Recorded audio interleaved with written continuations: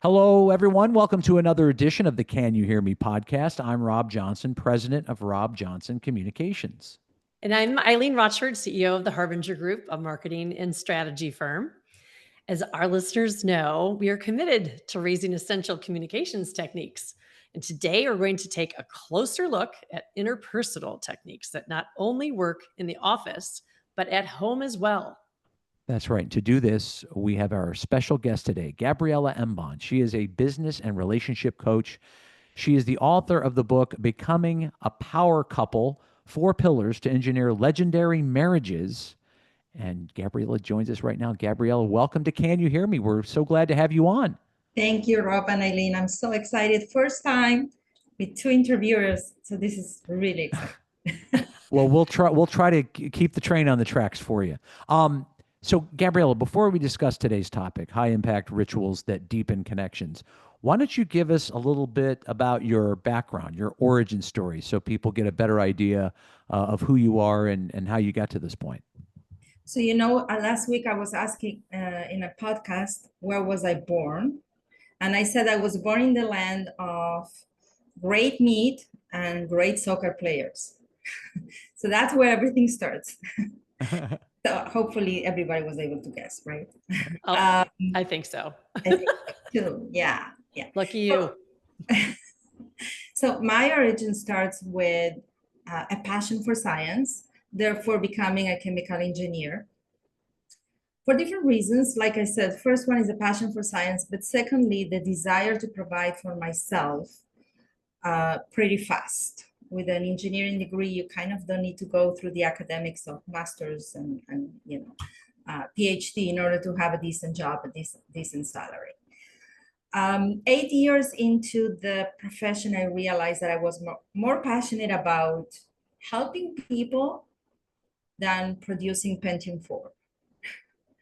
And hence I decided that if I don't do a career change now, I will probably regret it, because now I was 35. I mean, you can do it anytime. Of course, it's never too late to course correct. But I said, this is the time when the kids are young and I'm still young. So that's what happened. I did a career change 15 years ago to coaching, and started building my coaching practice pretty much like an engineering process, one brick at a time, one step at a time. This is where I am today. Really passionate about helping people build extraordinary lives, specifically career, relationships, and the intersection between them. Because somehow we sometimes believe we have to settle one for the other.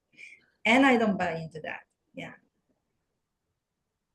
Okay, this is going to be good. I can't wait to hear, because I have to say, this is a topic we have not even come close to touching in any way on our show in the past. So I think our listeners are going to be pretty intrigued by what you have to share today.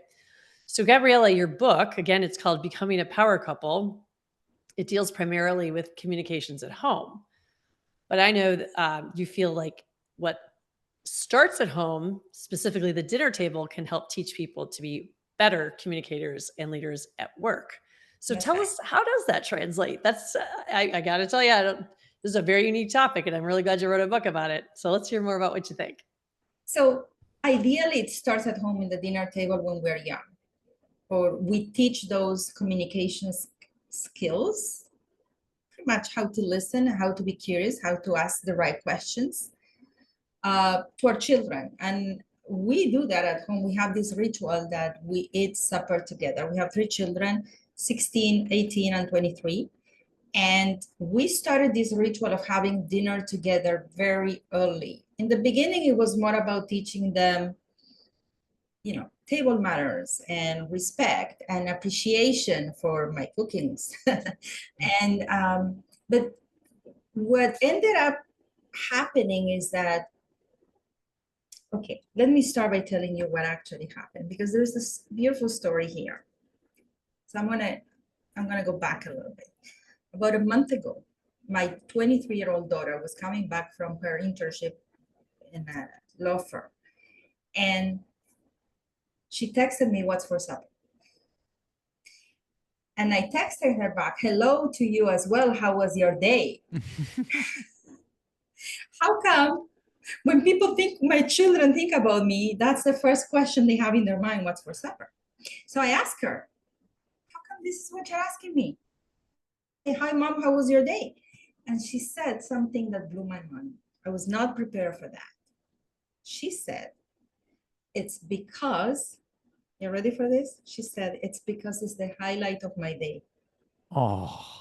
No, that's so I sweet. know. On one hand, I felt so bad that I even asked that. On the other hand, I needed to hear that. I was like, oh. Yeah. I sent her a lot of emoji hearts and stuff like that. But it made me realize that what started as a ritual that my husband and I decided that it was important for us to talk, have conversations at dinner table, and convey values and talk about the world, which is such a fast pacing and crazy world, ended up being a gift for them, and they appreciate it probably more than we thought they did. And you were sitting there, I don't know if putting her on the defensive, it was like, hey, nice to hear from you too. And then she blows you away with just the ultimate compliment, I would think. Yeah. That's really... I didn't realize how important it was for them.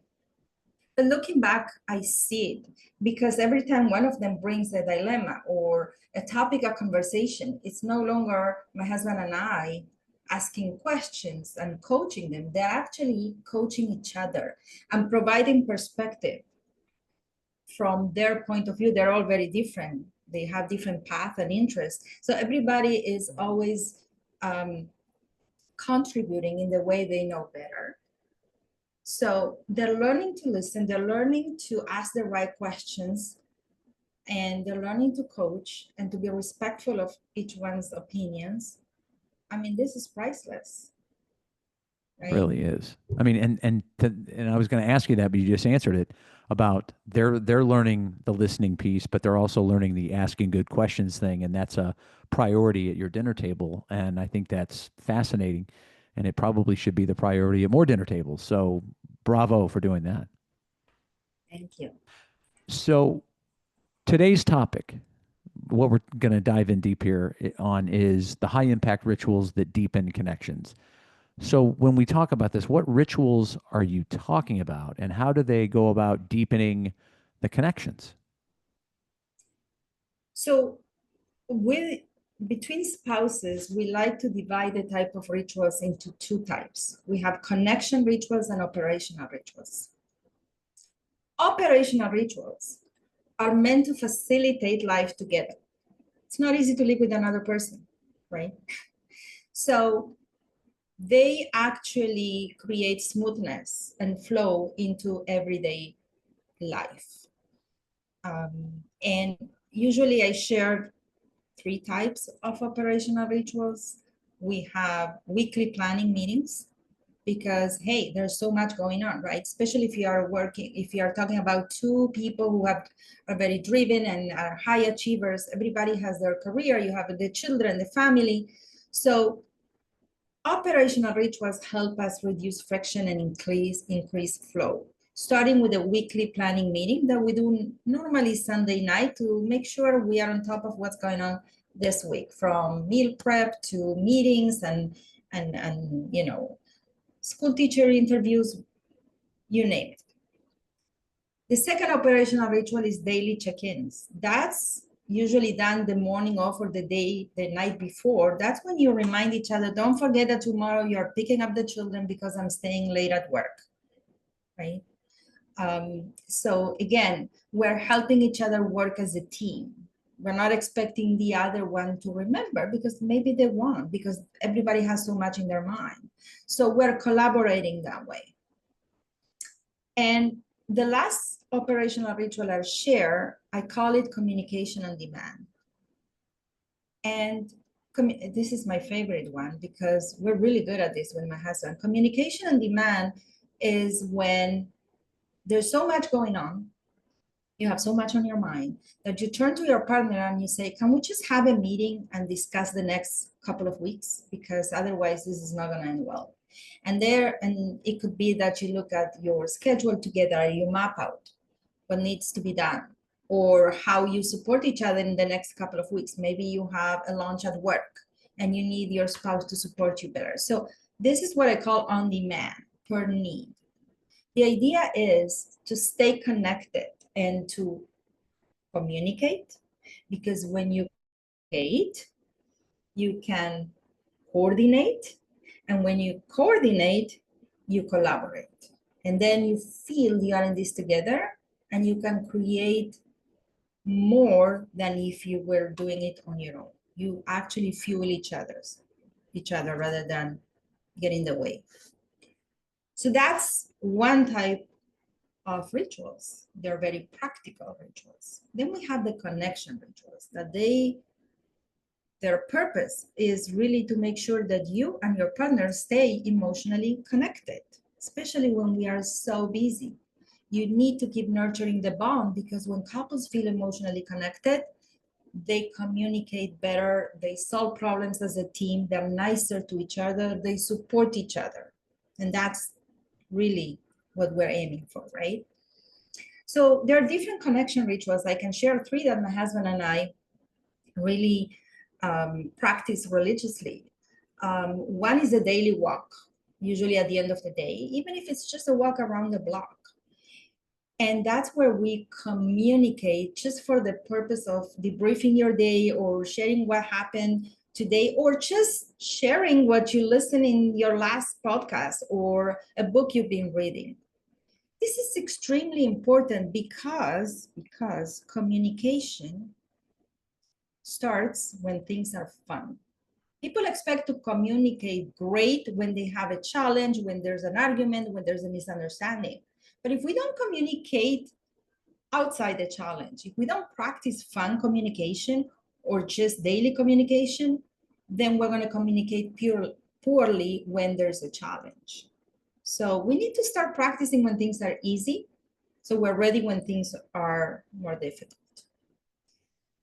The second ritual, connection ritual, is a weekly date, a 90-minute weekly date. Yes, this is not new, but it's also not overrated. It's really important to take 90 minutes a week to date your partner. And don't talk about operations. Don't talk about the children. Talk about whatever you want. Again, back to fun communication. Fun communication needs to be practiced. And sometimes people say, I have nothing to talk about with my spouse. Well, talk about anything, a YouTube video you watch, like I said, a podcast you listened, anything, okay? We're bombarded with information. So the belief that there's nothing we can talk about is really a perception we have. It's an illusion, because there's so much in our face that we can always find something to talk about. And the last one, the last connection ritual, is more physical. It's a morning hug or morning cuddle. When we start the day with a morning hug or morning cuddle in bed, that physical connection releases oxytocin, and it makes us feel emotionally connected. From physical connected, we convert that energy into emotional connection. So we want connection rituals to nurture the bond, but we also want operational rituals. So we run this relationship like a business with 2 shareholders. Oh my gosh, I love those. I can't decide which one is my favorite.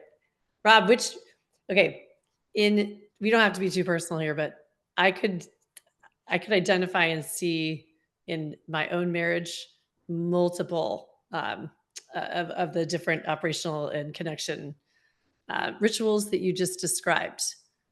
I can go first if that makes you more comfortable, Rob. I'll just say the daily walk. I don't even know. No one ever told us to do that. I have no idea why. First. But we do the walk every single day, pretty much. Sometimes there's a little, arm twisting involved, but not too often. But the walk sets the tone for the day. If the walk doesn't happen, I can tell you we don't get along very well that day. So you have to. Yeah. I would say because my wife Stacy is vice president of Rob Johnson Communications. So we talk about a lot of organizational things all the time. And a great challenge has been to really adhere to some of those connection rituals that you were talking about, Gabriella. So I would say, for me, we don't do a daily walk, but the dating your partner and being aware of that, I think that's very important. You know, we've been married 25 years in a month, and people change and situations change and all that sort of thing. And you sometimes need to be reminded, whether it's, you know, all the connection techniques and rituals you were talking about, Gabriella, that this is a priority. So I would say, you said the daily walk, I would say every once in a while, let's go to dinner. Let's do, you know, just do something between the two of us. Let's try not to talk about work.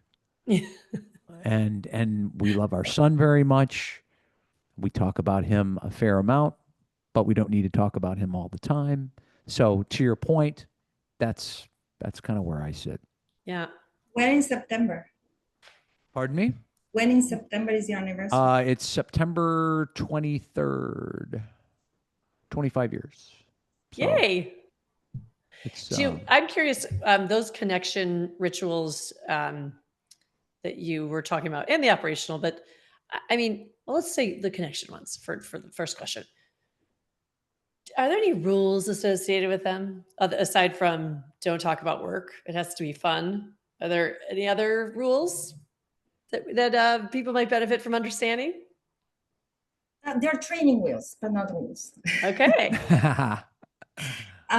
So training wheels is when you feel this is awkward, I don't know what to talk about, then you can just either ask ChatGPT what to talk about or what questions you can prompt, right? And bring those to the date. But eventually, you know, I'll give you an example. Yesterday we watched a romantic comedy, something called My Oxford Year or something like that. And this morning, while having our coffee, we talked about that. And I said, yeah, it was, I asked him, did you like the movie? And he said, yeah, romantic comedy, nothing. I said, I know, but what actually resonated with me was looking at the Oxford University, the books, the library, the old. It made me crave, it made me nostalgic for that simple old no AI era. So it opened a whole new conversation, right? So that comes naturally to us. But if it doesn't, then get training wheels. You'll become better. Good advice. I love that. They're not and rules. That's great for the training wheels. Yeah. But it's good advice for newly married and people who've been married for a very long time. So universally, that's excellent advice, because you're right. Some couples and some people are just naturally good at that. Others might need to develop the skill. So I love that using ChatGPT as to help get you, launched, if you will, just on the start. But that's a nice transition, I think, because the next thing I'd like to explore with you, Gabriela, is your own viewpoint on the use of AI. I think you have some pretty strong feelings about that, as well as how we use it and what it cannot replace. So tell us what you think about AI. Lots of conflicting feelings around AI, I'm sure many people have. I think it's great to use it to enhance, but not to replace. So if you want to use it to improve a skill, to enhance communication, to look for ideas, creative ideas, that's fantastic. How do I approach this? Fantastic. It cannot replace you, right? At the end of the day, you still need to show up. And you still need to put your hand on your spouse's shoulder and say, I'm here for you, right? So I think that more than before, our human skills are needed. And not knowing what to say or what to do is no longer an excuse. We're not looking, information is no longer scarcity, right? We always know what to do. It really is a question of commitment and showing up. So more than ever, we need to, yeah. And also we can get really busy with ChatGPT, right? It could be a great distraction. So that's why the rituals are so important. I love that you talk about enhancing and not replacing, because it seems that's such a big emphasis of pushback when people talk about AI and the concern they have for it. And Eileen and I have talked about AI on this program many times, but not in this way and format. So it's really fascinating to hear you talk about it, because it is a tool. It is a value add to your professional or personal life, but it can't, or it shouldn't maybe, replace so many other things. That's right. We're talking about human connection. The soul doesn't do AI. Yeah. So That's true. Absolutely. And not only that, sorry, but just one more thing. People were saying, well, soon we'll have robots that, or AI will know you so much, it will tell you everything you want to hear, can become your best friend. That's, in my opinion, quite dangerous, because if AI knows what you want to hear and actually, never triggers you, tells you everything you want to hear, how are you supposed to grow if you're never triggered? So that could be, in my perception, frightening. That's I agree. they cannot replace, and Yeah, we've had to look at a lot into the use of AI in the space of grieving for one of our clients, and that really has been developing at a rapid pace. And one of the things that psychologists say on that topic is an echo chamber is not going to help you heal emotionally. So it's very dangerous. Yeah, so it's growth. Healing is growth, and that's very akin to what I think you're saying, Gabriela. So in general, AI, going to AI when you're having trouble with your spouse and saying, what should I do? I don't know if that's such a great idea. Maybe you just need to ask your spouse or your coworker. To communicate. Hey, gosh, darn it. Why don't you communicate? That's a great idea. Actually talk to them and figure out what's going on. So, Gabriela, we always like to leave our listeners with something actionable, something to take with them. So as we start to wrap things up here, what do you want to leave our listeners with today? Since we are talking about communication and this is your playground, right? I would say start practicing fun communication. It's that people start practicing having deep and difficult conversations. They go, I don't want that. And I get it, right? But if you want to get better at that, start practicing fun. I don't want to say casual, because the purpose is to connect, but fun communication, just with the purpose of connecting and learning more about your spouse. The better you become at that, the easier it will be to have then more difficult conversation. So would fun communication be communicating the things that you like, communicating things that are positive, as opposed to, oh, I've got to talk to you about something that's not so positive? What do you mean specifically? So, for example, the example I gave when we were talking this morning, we have this ritual every morning. We have coffee together in the living room with our golden in between our legs. She's always sitting between the two of us. And there's always a topic of discussion. That's fun communication, right? We're not talking about the tasks or the obligations for the day. We're not solving problems in that moment. We're just talking about anything to have fun, like we went out for coffee. So this morning we're talking about the movie we watched last night, but it could be anything. I have plenty of examples. So anything that you feel like sharing a piece of you, your ideas, your preferences with your spouse. Talk about anything just for the purpose of connecting. And you can have the training wheels, the prompts. You can ask ChatGPT, what should I talk to tomorrow when I go for a walk with my spouse? And you can ask them, if you could go back in time, any time in history, where would you land if you had a time machine? That's another question that ChatGPT will tell you to ask. Oh, that's a good one. So practice fun communication. So you start, and then when people feel emotionally connected, then they communicate better when they have challenge to understand. They don't communicate to win, They communicate to connect, to understand. Yeah, I can see that having direct application in the workplace as well with your colleagues. So those of us who struggle with small talk, that's your incentive. The having the fun conversations makes having the difficult conversations a lot easier. So Absolutely. that's some Right. And I always look at it as equal opportunity. Like I communicate a lot, and I'm not just going to communicate the things that I don't like, the things that are not pleasant.